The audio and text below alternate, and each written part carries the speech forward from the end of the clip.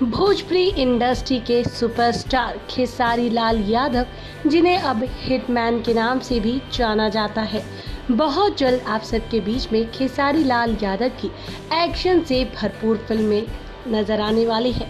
जी हाँ दोस्तों, आपको बताना चाहेंगे कि कुछ घंटे पहले ही खेसारी लाल यादव के कुछ फैंस पेज की तरफ से एक फ़ोटो शेयर की गई है, जिस फोटो में खेसारी लाल यादव एक्शन भरे लुक में नजर आ रहे हैं। जीप के ऊपर वो पूरी तरीके से लेटे हुए हैं और उन्हें देखकर साफ नजर आ रहा है और ये साफ कहा जा सकता है कि खेसारी लाल यादव इस समय पर अपनी किसी एक्शन फिल्म की शूटिंग कर रहे हैं।